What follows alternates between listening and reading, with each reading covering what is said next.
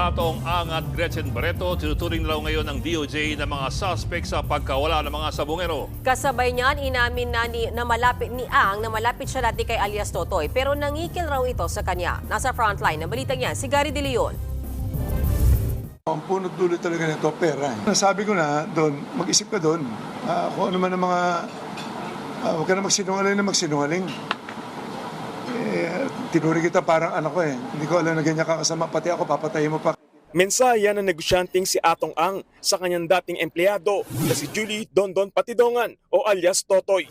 Sa panayam ng News 5 kay Totoy, diretsahan niyang pinangalanan si Ang bilang isa sa 3 mastermind sa pagkawala na mahigit 100 sabungero.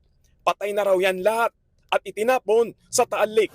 Kanina, nagpa-press con si Ang para pasinungalingan ang mga paratang sa kanya ni Totoy. Ang basa ko sa kay Dondon, tingin ko talaga makitid ang utak niya. I think pera-pera lang talaga habol niya. Sanay naman yata sa kumuha ng pera, tumakbo eh. Kanina, sinampahan ng kampo ni Ang si Totoy ng patong-patong na kaso, kabilang ang grave threats, grave coercion, slander, incriminating against innocent persons, at conspiracy to commit attempted robbery with violence against or intimidation of persons. Damay rin sa reklamo ang dating empleyado ni Ang na si Alan Bantiles o alias Brown. Hindi ko kasi alam na aabot sa ganito ang problema kasi hindi naman kami mga salbahing tao na magpapahamak ako ng mga tao. Hindi ko kasi ugali yun eh. Sa sinumpaang salaysay ni Ang, ikinuwento niyang tinawagan siya ni alias Brown para sabihing bayaran niya si Totoy ng 300 million pesos. Separation pay raw ito ni Patidongan mula sa pagsaserbisyo niya sa farm ni Ang. Dagdag pondo rin daw ito sa mga kinakaharap niyang kaso at gagamitin din sa kampanya sa pagtakbo niya bilang mayor ng Barobo, Surigao del Sur. Kung hindi raw magbibigay si Ang ng 300 million pesos, idadamay raw siya ni Totoy sa kaso ng mga nawawalang sabungero. Pag hindi mo tinulungan, ang dami sinasabi na kung ano eh. So kailangan sabayan mo na kung ano yung sinasabi niya eh. Mapapatunayan ko kasi sa inyo yan in the future. Depende sa kaso kasi na talagang sila ang nakikiusap talaga na nag-extort talaga. Namura ko si Brown dahil hinihingan ako ng 300 million para ibigay daw. Para wag daw ko idamay doon sa kaso nila.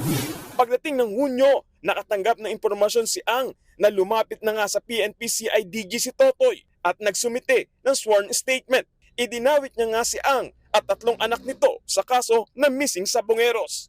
Idinamay rin daw ang pati ang celebrity malapit kay Ang na si Gretchen Barreto. Sabi ko, anong kasalanan namin? Ba't mo kayo may sasama? Walang kinalaman. Yung sinasabi nila sila, Eric, ako, si Gretchen, si Gretchen, nakita nyo, bumibitaw lang naman ang kumisa-misa niya para sa marketing lang niya. Paano naman makakasama sa mga ganyan kalokohan niya? Sa uli, ito ang mensahe ni Atong Ang sa pamilya ng mga nawawalan sabungero. Malalaman nyo rin na totoo. Siguro sa pag-iimbesti niya, may lalabas na totoo dyan. Wala kami kinalaman lahat dyan. Kapareho, uulitin ko, sinasabi ko, lahat ng grupo namin, mga disenteng tao yan. Nagbabalita mula sa frontline, Gary De Leon, News 5. Mga kapatid, Ed Lingaw po, maging maalam at may pakialam sa mga napapanahong balita sa ating bansa. Para sa mas malilimang pagtalakay at paghimay sa mga issue at headlines, mag-follow at mag-subscribe sa social media pages ng News 5.